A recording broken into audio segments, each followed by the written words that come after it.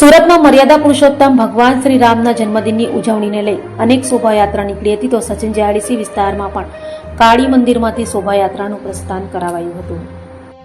સુરતમાં ભગવાન શ્રી રામના જન્મદિનની અનેક જગ્યાએ ભક્તિભાવપૂર્વક ઉજવણી કરાઈ હતી ત્યારે સુરતમાં રામનવમીના પાવન પ્રસંગે સચિન જીઆઈડીસી વિસ્તારમાં આવેલ પાલી ગામના કાળી મંદિરમાંથી ભવ્ય શોભાયાત્રાનું પ્રસ્થાન કરાવાયું હતું।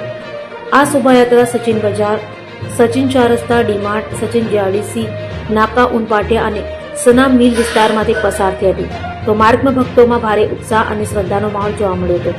આ રેલીમાં 11 રેલીઓ એકત્ર થઈ હતી અને ભવ્ય રેલી નાનપુરાથી લઈ સુરત સ્ટેશન ખાતે સમાપન થઈ હતી। રામ ભક્તો મોટર બાઇક, રિક્ષા, ટેમ્પો અને ડીજે સાથે ભવ્ય રેલીમાં જોડાયા હતા। રેલી દરમિયાન કોઈપણ પ્રકારની અઘટિત ઘટના ન બને તે માટે પોલીસ દ્વારા ચુસ્ત બંદોબસ્ત ગોઠવવામાં આવ્યો હતો।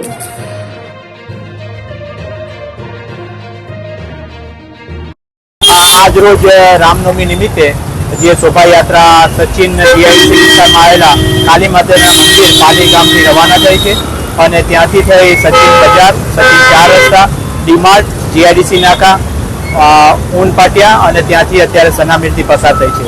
आगळ आ रेली रेलवे स्टेशन जनार छे अने त्यां 11 रेलीओ एकठी थई रेली स्वरूपे नानपुरा जनार छे। अत्यारे टोटल विस्तारमां 150 पोलीस, 10 पीएसआई, 4 पीआई, 2 एसीपी और 1 डीसीपी नो बंदोबस्त राखेलो छे। रेली में 15 થી 20 रिक्षाओ, 150 થી 200 बाइको और टोटल 400 થી 500 लोग अत्यारे जोड़ेला।